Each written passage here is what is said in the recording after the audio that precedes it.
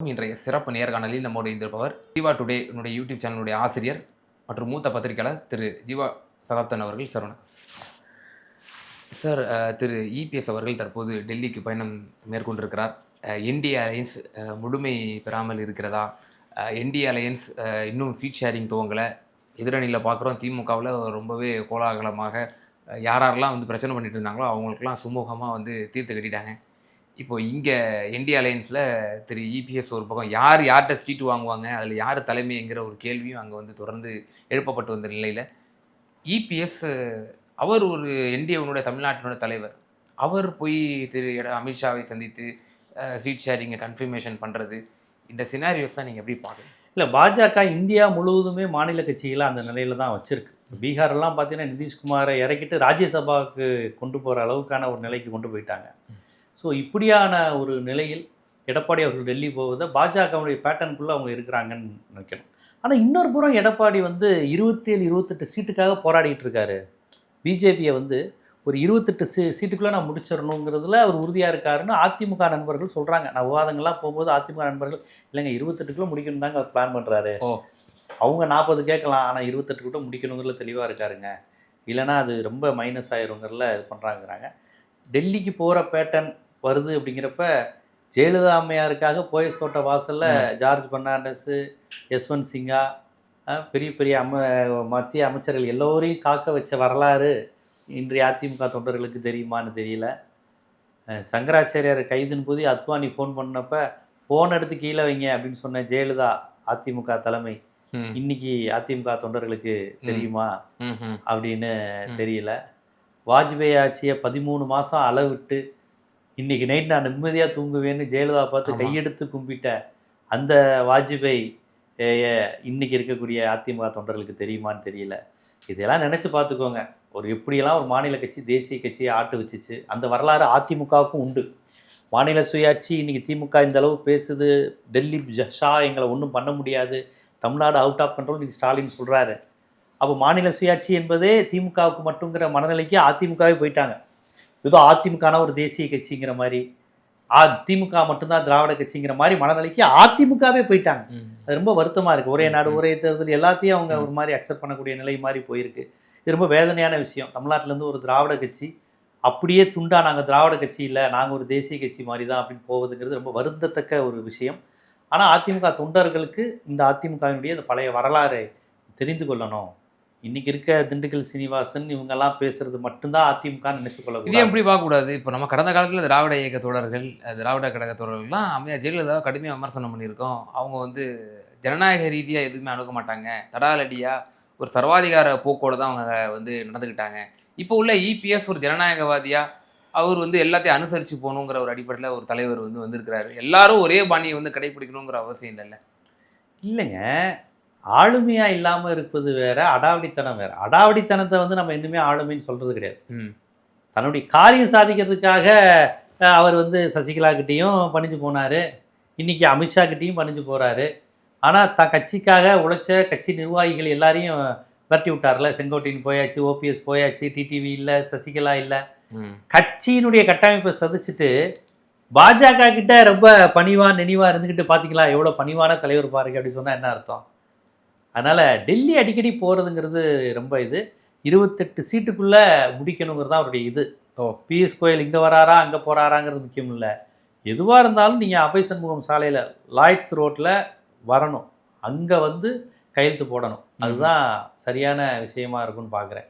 அந்த தன்மையை மாற்றுவதுங்கிறது தமிழ்நாட்டுக்கே அவமானமான விஷயமா நான் பார்க்குறேன். ஈவன் கடந்த சட்டமன்ற தேர்தலில் கூட இரு தலைவர்களும் வந்து பரஸ்பரமாக இருந்து லெட்டர் பேடை காமிச்சு கேமரா முன்னாடி காட்டலை. ஒரு லெட்டர் பேடு வெளியாச்சு, திடீர்னு நள்ளிரவு ஒரு 10:30-11 மணி அளவில் 20 சீட்டு வந்து பாஜக ஒதுக்கியிருக்காங்களாம் அப்படிங்கிற மாதிரி தான் வந்து அந்த கூட்டணியுமே கடந்த சட்டமன்ற தேர்தலில் முடிவானதை பார்க்குறோம். இந்த முறையே ஒரு ராயப்பேட்டை அலுவலகத்தில் நீங்கள் சொன்ன மாதிரி வரவழைக்கலை, அங்கே சீட் ஷேரிங் பேச்சுவார்த்தை நடக்கலை, ஒரு தனியார் ஹோட்டலில் நடக்குது, அல்லாட்டி ஒரு டெல்லியில் போய் தான் டிஸ்கஷன் பண்ணுறாரு. இந்த தன்மையை எப்படி புரிஞ்சிக்கிறது?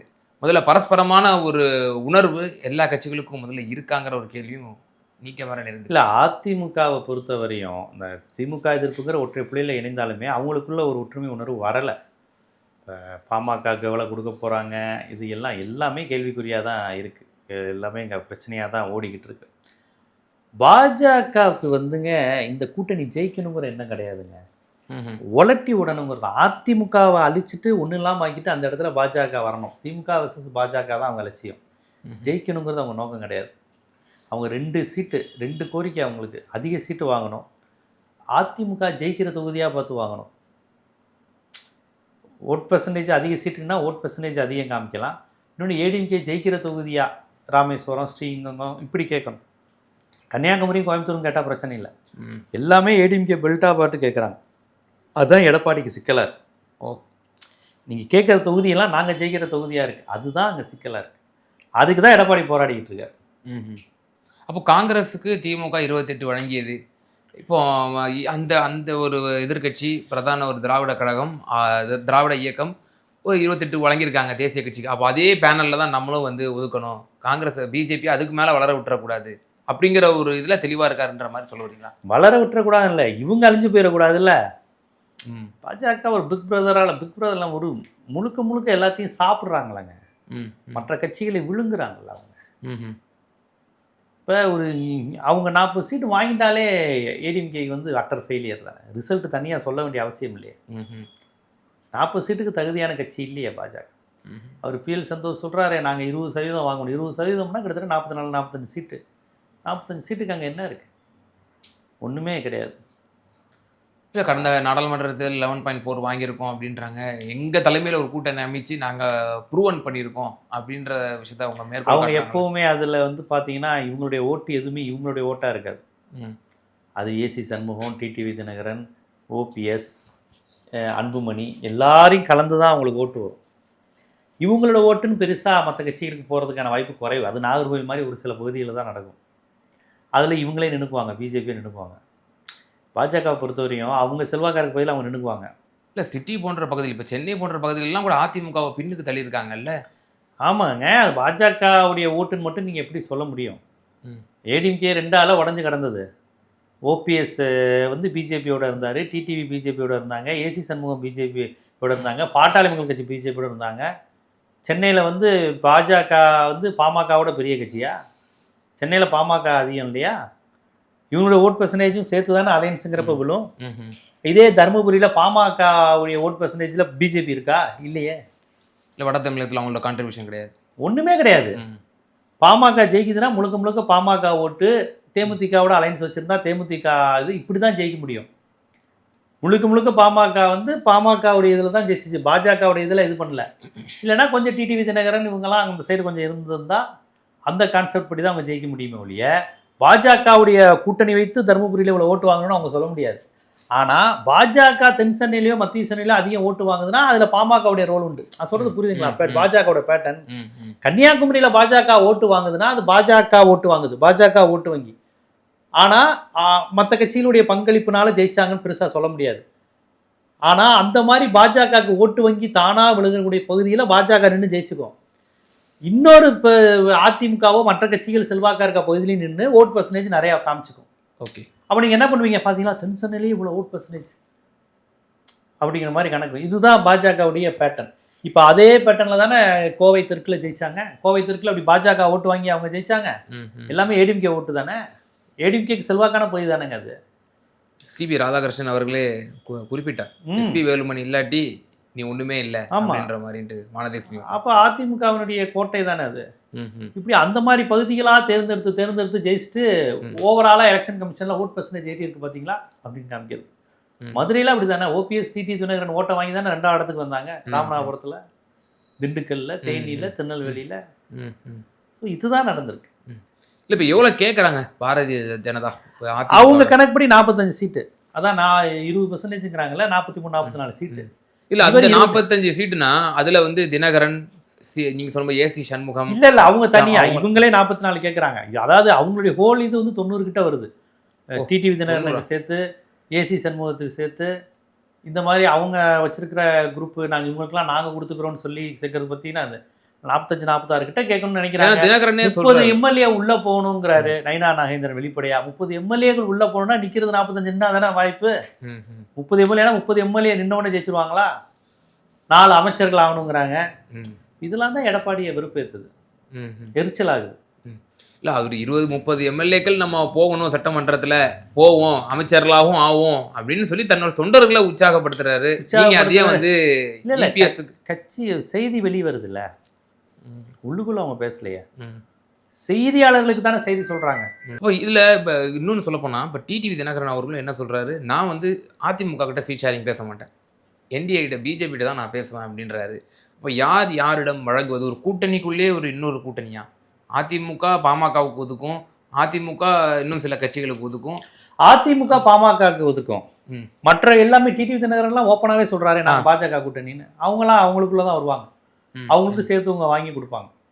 அவர் 20 கேட்குறாருங்கிறாங்க, ஆனால் 10க்குள்ள தான் முடிப்பாங்க, 10-12க்குள்ள முடிப்பாங்க. ஓ இப்படி ஒரு பரஸ்பர தன்மை இல்லாத ஒரு ஜெல் ஆகாத இப்படி தன்மையோடு இருக்கக்கூடிய ஒரு கூட்டணி, இதுக்காகவா திரு இபிஎஸ் அவர்கள் 3 கார் மாறி போய் டெல்லியில் அதுக்காக தேர்தலை சந்திக்காம இருப்பாங்களாங்க? இதென்ன விஜய் கட்சியா? இது அரசியல் கட்சிங்க. தோத்தாலும் ஜெயிச்சாலும் நின்றுட்டே இருப்பாங்க. அதிமுக, திமுக, பாமகலாம். விஜய் கட்சிலாம் இனி அவ்வளோதான் தெரிஞ்சா வீட்டில் போய் படுத்துருவாங்க. அது பொலிட்டிக்கல் கட்சி கிடையாது, இது வந்து அரசியல் கட்சி. புரியுதுங்களா? அதனால அது கண்டிப்பா இயங்கிக்கிட்டு தான் இருப்பாங்க. பெர்செப்ஷன் வைஸா இப்போ என்ன சார் இப்போ அதிமுகவுக்கு கொடுக்கும்?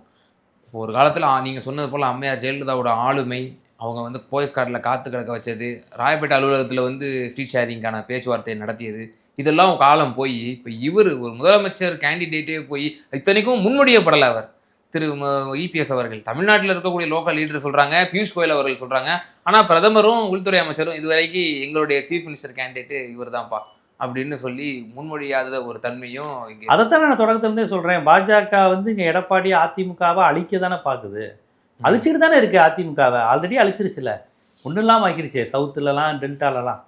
அதை தான் தொடர்ந்து பண்ணிக்கிட்டு இருக்கிறாங்க. புரியுதுங்களா? அவங்க நோக்கமே ஏடிஎம்கேவே அழிப்பது. இந்த தேர்தலில் பாஜகவின் நோக்கம் கூட்டணி வச்சு ஜெயிக்கிறது இல்லை, அழிப்பது. திமுக வெர்சஸ் பாஜக, பாஜக ஓட் பர்சன்டேஜ் இவ்வளோ வந்திருக்கு தமிழ்நாட்டில்னு காமிச்சு ஏடிஎம்கேவை ஒன்றும் இல்லாமல் ஆக்குறது, அதுதான் அவங்களுடைய.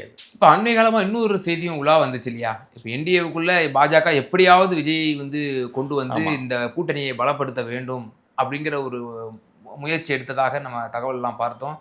விஜய் அந்த கட்சியினர் முன்னுக்கு பின் முரணான பல ஸ்டேட்மெண்ட்ஸை விட்டாங்க, அதையும் நம்ம பார்த்தோம்.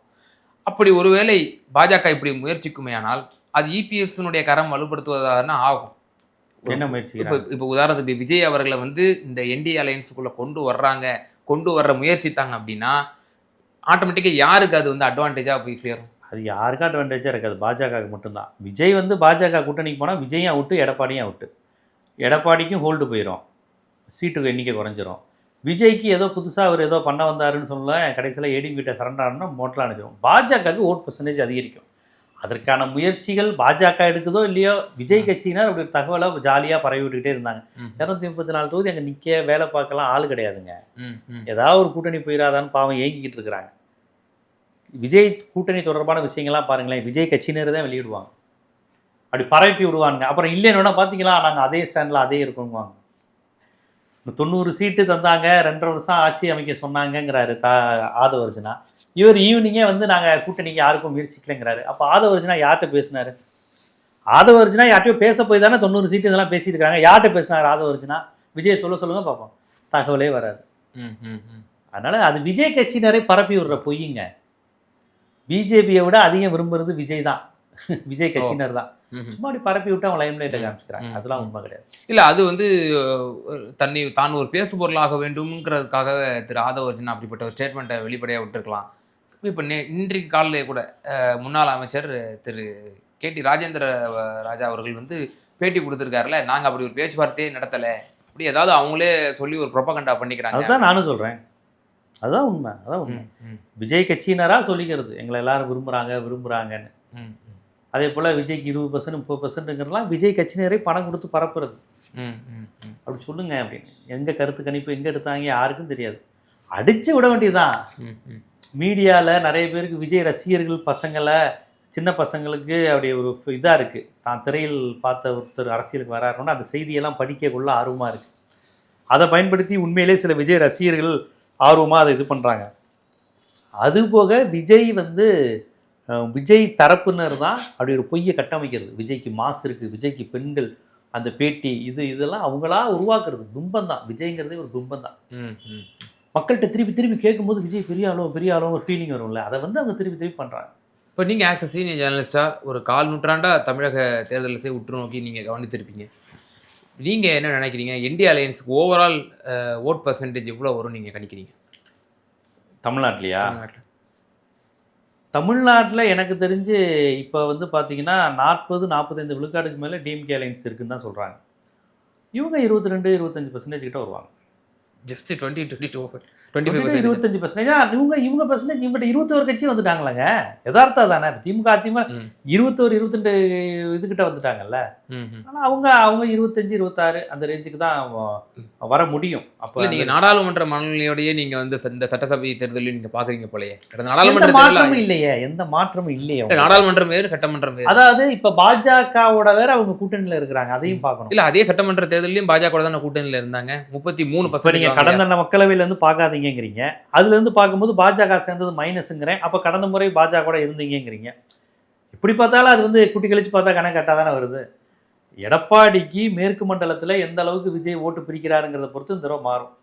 விஜய் பெரிய லெவலில் இல்லை, ஃபேக்டரி இல்லைன்னா எடப்பாடி மேற்கு மண்டலத்தில் ஓரளவுக்கு வாங்க வாய்ப்பு இருக்குது. ஏன்னா பாமக அலைன்ஸ்லாம் இருக்கிறதுனால சேலம், தருமபுரி இதெல்லாம் கொஞ்சம் இது பண்ணுவார். இப்போ அங்கே செக் வைக்க தான் தேமுதிக இங்கே கள்ளக்குறிச்சி, ரிஷிவந்தியம், தருமபுரி, பெண்ணாகரம், அரூர், பாலக்கோடு இந்த மாதிரி பகுதிகளெல்லாம் தேமுதிகவும் விசிகாவும் சேரும்போது பாமக அதிமுகவுக்கு டஃப் கொடுக்கும். பாமக அதிமுக பெல்ட்டான பகுதி. அங்கே திமுக, தேமுதிக, விசிகா, காங்கிரஸ் சேரும்போது அது கொஞ்சம் டஃப் கொடுக்க முடியும். அந்த டஃப் கொடுக்க தான் தேமுதிகவை அவங்க இது பண்ணது. ஓகே. ஸோ ஒரு மாதிரி இது பண்ணி போய்கிட்டு இருக்கிறாங்க, பார்ப்போம். எனக்கு இறுதியான ஒரே ஒரு விவகாரமாக இப்போ திராவிட முன்னேற்ற கழக கூட்டணி இது ஒரு மெகா அலையன்ஸ், ரெயின்போ அலையன்ஸ்னு சொல்லக்கூடிய கூட்டணி. மேலும் பல கட்சிகள் வரவு வந்திருக்கிறாங்க. ஸோ இன்னும் சீட் ஷேரிங் வந்து சில கட்சிகள் யாரெல்லாம் பிரச்சனை பண்ணாங்களோ இப்போ காங்கிரஸுக்கெல்லாம் வந்து முதலமைச்சர் சுமூகமாக முடிச்சிட்டாரு. இன்னும் எஞ்சி இருக்கக்கூடியது சிபிஎம்முக்கு, அதே போல் விசிகா. இல்லை, அதெல்லாம் சுமூகமாக முடிஞ்சிருங்க, அது ஒன்றும் பிரச்சனை கிடையாது. அது எல்லாமே சுமூகமாக முடிஞ்சிடும். எக்ஸ்ட்ரா கட்சிகள் வரும்போது இருக்கிற கட்சிகள் கொஞ்சம் பிரச்சனையாகும். திமுகவுக்கும் கொஞ்சம் கூட்ட சீட்டெல்லாம் குறைய தான் வரும். வரவில்லை, தனியரசு வராரு, எஸ்டிபிஐ வராரு, கருணாஸ் வராரு, கமலஹாசன் வராரு, தேமுதிக வர்றாங்கன்னு புதுசாக 5-6 கட்சிகள் வந்து சேருது. எல்லாரையும் காம்ப்ரமைஸ் பண்ண வேண்டியது இருக்குது. இவங்கெல்லாம் வரப்போ ஏற்கனவே இருந்த பழைய திமுக காரனை காம்ப்ரமைஸ் பண்ணணும். இப்போ அப்படி தானே போடி நாயக்கனூரில் ஓபிஎஸ்னால் அங்கே லட்சுமணனுக்கு பிரச்சனையாகும்ல, டிஎம்கே லட்சுமணனுக்கு. அதை ஏதாவது காம்ப்ரமைஸ் பண்ணுவாங்க. அதெல்லாம் பார்ப்போம். செந்தில் பாலாஜி புதுசாக வரும்போதும் இப்போ பழைய திமுக காரங்களை காம்ப்ரமைஸ் பண்ணாங்கல்ல, அப்படி தான் நடக்கும். இப்போ சாத்தூர் ராமச்சந்திரன் இப்போ ஏடிஎம்கேலேருந்து வந்தவர் தான். இன்றைக்கி விருதுநகர், கோவில்பட்டி, சாத்தூர் எல்லாத்தையும் கவர் கண்ட்ரோலில் தானே வச்சுருக்காரு. ஏடிஎம்கே பெல்ட்டை ஃபுல்லாக இன்றைக்கி டிஎம்கே பெல்ட்டாக மாற்றிட்டார். இப்போ மனோஜ் பாண்டியன் ஏடிஎம்கே ஆலந்தூர் இதில் இருந்தார், ஆலங்குடி, ஆலங்குளமா மனோஜ் பாண்டியன் தொகுதி. மனோஜ் பாண்டியன் ஓபிஎஸ் ஆதரவாளர் இருந்தார். ஆமாம், இப்போ மனோஜ் அது அதிமுக தொகுதி, இப்போ வந்து திமுக தொகுதியாக மாறப்போகுதுல்ல. நீங்கள் அப்படியெல்லாம் ஈடுகட்டி தான் ஒவ்வொரு ஆளாக டிஎம்கே பார்ப்போம். அதனால் அது ஒரு பெரிய பிரச்சனையாக வராது.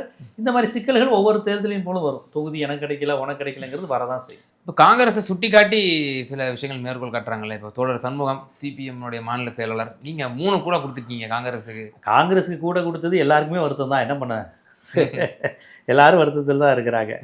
அதெல்லாம் தேர்தல் வேலை பார்க்கும்போது சரியாயிடும். அவ்வளோ, வேற அது ஒன்றும் பெரிய பிரச்சனையாகாது. இப்போ இந்த முறை விசிகாவுக்கு எப்படி கொடுப்பாங்க அப்படிங்கிற ஒரு தொடக்கத்தில் 9 சீட்டு கொடுப்பாங்கிற மாதிரி தான் எனக்கு தகவல் வந்தது. நான் விவாதங்களில் கூட பதிவு செஞ்சேன். இப்போ 7-8 சீட்டாவது கண்டிப்பாக கொடுத்துருவாங்கன்னு தான் நினைக்கிறேன். தெரியல எப்படி அது. இல்லை, எத்தனை காலம் தான் ஒரு வட தமிழகத்தில் ஒரு வெற்றி வீரர், அவர் ஒரு கேட்டலிஸ்ட் ஃபோர்ஸாக இருக்காரு. அவர் ஒரு திமுகவோட வெற்றிக்கு அவருக்கு கொடுப்பாங்கன்னு தான் எதிர்பார்க்குறாங்க. எல்லாருமே அவருக்கு கூட கொடுப்பாங்கன்னு தான் எதிர்பார்க்குறாங்க. இப்போ எதிரிகள்லாம் எப்படி இப்போ இதை வந்து விமர்சனம் பண்ணுவாங்க? இப்போ இவரை வந்து சிங்கிள் டிஜிட்ல இல்லை ஏற்கனவே பண்ணிட்டு தானே இருக்கிறாங்க. அது பண்ணி அவங்க இதெல்லாம் எடுக்கூடாது. அப்படி பார்த்தா கடந்த முறை அவர் அந்த இதுக்கு பலியாக இருந்தாருன்னா இப்போ எம்எல்ஏவே இருந்திருக்க மாட்டாங்கல்ல. அப்படியா இருந்தால் எம்எல்ஏவே இருந்திருக்க மாட்டாங்கல்ல. கடந்த முறை டிடிவி தினகரனோட அவர் கூட்டிகிட்டு போயிருந்தா ஒரு சீட் கூட ஜெயிச்சிருக்க மாட்டார்ல. இப்போ 2 MP, 4 எம்எல்ஏ, மாநில அந்தஸ்து எல்லாமே கிடைச்சிருக்குல்ல. கடந்த நாடாளுமன்ற தேர்தலையும் திருமாவளவன் அவர்கள் எனக்கு ஒரு பொது தொகுதி கொடுங்க, 3 தொகுதிகளை வந்து அவர் கேட்டிருந்தார். தெரியல, இந்த முறை கொடுக்கலாம். 2 இந்த நான் தலித்தை வெற்றி பெற வச்சிருக்காங்களே, அது ஒரு பெரிய விஷயம் இல்லையா? வன்னியர் தொகுதியில் நின்று வன்னியரை ஜெயிக்க வச்சிருக்காங்க இல்லையா? ஒரு நான் தலித்து ஒரு முஸ்லீமை ஜெயிக்க வச்சிருக்காங்க இல்லையா? அதெல்லாம் ஆரோக்கியமான விஷயம் தானே. பொது தொகுதி கொடுப்பாங்க, அது ஒன்றும் பெரிய விஷயம் கிடையாது. பொது தொகுதி அவங்க எது கேட்குறாங்க, இந்த மாதிரி விஷயங்கள்லாம் வச்சு அது கொடுப்பாங்க. திமுகவுமே அது ஒரு கட்சி விரிவடைந்துடக்கூடாது, அப்படி ஒரு அதை நீங்கள் திமுக தான் கேட்கணும், அது என்ன மாதிரி மைண்ட் செட் இருக்கிறாங்க. ஏன்னா எந்த கட்சியும் வந்து அவங்க கட்சியை தவிர்த்து மற்ற கட்சியை இது எப்படி பார்க்குறாங்கன்னு நமக்கு தெரியாது. அந்த மனநிலை இருக்கான்னு நீங்கள் திமுக தான் கேட்கணும். இல்லை பங்களிப்பு கொடுக்குறாங்கல்ல இந்த கட்சி, திமுகவோட பங்களிப்பு அபரிவிதமாக இருக்குது. வட தமிழகத்தில் தலித் சமூகத்தினோட வாக்குகளை வந்து கன்சால்டேட் பண்ணி திமுகவுக்கு வருதுன்னா இப்போ இல்லை அது இந்த மாதிரி கொடுப்பாங்க. ஏன்னா தலித்துகள் ஓட்டு அதிகமாக இருக்குது. எம்ஜிஆர் ஜெயலலிதா காலத்தில் விழுந்த தலித் ஓட்டெல்லாம் இன்னைக்கு டிஎம்கேக்கு ஸ்டாலின் பக்கம் வந்திருக்கு. கண்டிப்பாக அதுக்கான அங்கீகாரம் கொடுப்பாங்க, கொடுக்காம இருக்க மாட்டாங்க. இப்போ தேமுதிக அவங்களுக்கு 10 சீட்டு வரைக்கும் கொடுப்பாங்க. இல்லை இல்லைன்னு முதல்ல அப்படி சொல்லிக்கிட்டு இருந்தாங்க. நான் விசாரிச்ச வரையும் 6 இல்லாட்டி 7 முடியும்னு தான் சொல்கிறாங்க. 6 இல்லாட்டி 7 தான் முடியுவாங்க அவங்களுக்கு. அவங்க அந்த காங்கிரஸ் பிரச்சனை இருந்தப்போ கரெக்டாக உள்ள வந்து நல்ல டக்குன்னு அடிச்சிட்டாங்க. அவங்க ஏடிஎம்கே தான் போகிறதா இருந்தது, டக்குன்னு நீங்கள் வந்து அதை இது பண்ணிட்டாங்க. அவங்களுக்கு அந்த நேரம் கரெக்டாக அடிச்சிட்டாங்க தேமுதிக. இப்போ அவர்களுக்குமே இப்போ 6-7னா இப்போ ஏறத்தாழ இப்போ விசிகாவுக்கும் அவ்வளவு சீட்டு தான் வருங்கிறது எதிர்பார்க்கப்படுது. கூடுதலாக ராஜ்யசபாவும் கொடுத்துருக்குறாங்க தேமுதிகவுக்கு. இல்லை தேமுதிகவுக்கு கொடுத்தது அதிகம் அப்படிங்கிற கான்செப்ட் பொதுவாக இருக்குது. ஆனால் தேர்தல் அரசியல் அதை தவிர்க்க முடியாது, அப்படி தான் வரும்.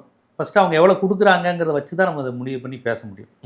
அது என்ன டேர்ம்ஸ் ஒவ்வொருத்தருக்குள்ளே பேசியிருக்காங்க, என்னென்ன லாபம் வருது அப்படிங்கிற. அதான் சொன்னேன், இந்த விசிகாவுக்கும் லாபமாக தானே வரும். வட தமிழகத்தில் கள்ளக்குறிச்சி ரிஷிவந்தியெல்லாம் விசிகா பெல்ட்டும் தானே. எங்கே பாமக பெல்ட்டோ அதானே விசிகா பெல்ட்டு. அப்போ தேமுதிகான்னு ஒன்று சேரும்போது வெற்றி வாய்ப்பு இதாகுதுல்ல, நிற்கிற இடமெல்லாம் வெற்றிங்கிற. இப்போ நீங்கள் எப்படி பார்க்குறீங்க, நீங்கள் எப்படி பாருங்க.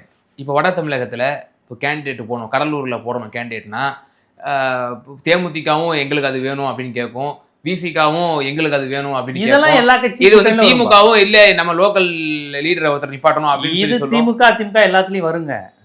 சிவகங்கையில் தேர்போய் பாண்டியன் வரும்போது அந்த விஷயம் வரும். போடி நாயக்கனூரில் லட்சுமணன் நானே சொன்னேன் டிஎம்கே பிரச்சனை. ஸோ அப்போ சண்முகம் அவர்களும் அதான் சொல்றாரு. இப்போ சண்முகம் தோழர் இப்போ நீங்க காங்கிரஸுக்கு 28 கொடுத்துருக்கீங்க, அது முடிஞ்சிருச்சு. தேமுதிகவுக்கு நீங்க கூடுதலா கொடுக்க போறீங்கன்ற உங்களை பத்திரிகை செய்தி வாயிலா நாங்களும் அறிஞ்சு கொள்றோம். நாங்க கொள்கை ரீதியா நாங்க அந்த தேமுதிகவை முதலமைச்சர் வேட்பாளராகவே கம்யூனிஸ்டுகளும் விடுதலை சிறுத்தைகளும் எதுக்கிட்டாங்களா மக்கள் நல கூட்டணியில? எந்த தேமுதிக? புரட்சிகர தேமுதிகவா? பாஜகவோட கூட்டணியில் இருந்த தேமுதிக தானே. அதனால் தேர்தல் அரசியல் வரும்போது இந்த மாதிரியான சம்பவங்கள் தேர்தல் சம்பவத்தை வச்சு முழுமையான ஒப்பிடு. இது வலதுசாரிகள் வாயில அவள் போட்டு சும்மா மென்னுக்கிட்டே இருக்க தான் உதவும். பார்ப்போம் தேமுதிக எவ்வளோ ஒதுக்குறாங்க அப்படிங்கிறது பார்ப்போம். அதான் சொன்னேன், காங்கிரஸ் கூட கொடுத்தது கொள்கையாளர்களுக்கு வருத்தம் தான், தேமுதிகவுக்கு அதிகம் கொடுப்பது வருத்தமாக தான் இருக்குது. பார்ப்போம், இது அவங்க எப்படியாவது ஏதாவது ஒரு வகையில் ஈடுகட்டுவாங்க. இதுக்கான ஒரே ஒரு கேள்வி. இப்போ ரெயின்போ அலையன்ஸ் அமைச்சிருக்கிறாங்க. ஒரு பக்கம் என்டிஏ நீங்கள் உங்களுடைய கணிப்புப்படி ஒரு 20-25% வாக்குகள் தான் மேக்ஸிமம் வரும் அப்படின்ற மாதிரி சொல்கிறீங்க. 25, ஆமாம். அதாவது எனக்கு தெரிஞ்சு திமுக அதிமுக ரெண்டும் நல்லா ஓட்டு வாங்கணும். திமுக அடுத்த நிலையில் அதிமுக தான் இருக்கணும். அதிமுக கூட்டணி. ஆனால் நடிகர் கட்சி இவங்கெல்லாம் வந்துடக்கூடாது. அந்த நிலை நீட்டிச்சிச்சுன்னா தமிழ்நாடு நல்லா இருக்கும். இடைப்பட்ட வாக்கு சதவீதம் பெரிய லெவலில் இருக்குன்ற மாதிரி சொல்ல வரீங்களா? தெரியல, முடிவுகளை பார்ப்போம். இப்போ உள்ள நிலவரப்படி திமுகவுக்கு வந்து அதிக ஓட்டு வித்தியாசம் தான் இருக்குது. அதுபடி தான் நம்ம சொல்ல முடியும். உள்ள நிலவரப்படி 40% மேலே அவங்க தாராளமாக வர்றாங்க அப்படிங்கிறதா. முதல்வரும் வெல்வோம் 200 படைப்போம் வரலாறு அப்படின்ற ஒரு தாரக மந்திரத்தை சொல்லிட்டு இருக்காரு. ஸோ டிஎம்கே 2வது முறையாக தன்னுடைய ரெஜிமை தொடர்ந்ததாக நம்ம வரலாறு பார்க்கல. ஒரே ஒரு முறை 67-71 அப்படி நடந்திருக்கு. அந்த வரலாறு மீண்டும் திரும்பும்னு நினைக்கிறீங்களா? நிறைவான கருத்து. இல்லை, இப்போ உள்ள நிலவரம் அப்படி தானே சொல்லுது. அப்படிதான் வரலாறு. அதாவது அப்படி ஒரு கான்செப்ட் வருவதற்கான வாய்ப்பு தான் அதிகம். 200ங்கிறது அதீத நம்பிக்கையா? அது திமுக காரங்கிட்ட தான் கேட்கணும். இவர் வந்து 210ங்கிறாரு எடப்பாடி. கட்சிக்காரங்க சொல்வதுங்கிறது இல்லைங்க, கலை யதார்த்தத்தில் திமுக கூட்டணிக்கு வாய்ப்பு இருக்குது, அவ்வளோதான். நீங்கள் யார்கிட்ட கேட்டாலும் அதான் சொல்லுவாங்க. நீங்கள் ஒன்று 201 202 நம்மகிட்ட கேட்க முடியாது. 180 இருக்கலாம், 210 இருக்கலாம். அது கட்சிக்காரர்கள் சொல்வது. யதார்த்தத்தில் உண்மை என்ன, திமுக கூட்டணிக்கு வெற்றி வாய்ப்பு அதிகமாக இருக்குங்கிறது தான் உண்மை இந்த கன வரை. நிச்சயமா சார். சமகால அரசியல் சூழ்நிலை குறித்து ரொம்ப தெளிவாக உங்களோட கருத்துக்களை பாருங்க. ரொம்ப நன்றி.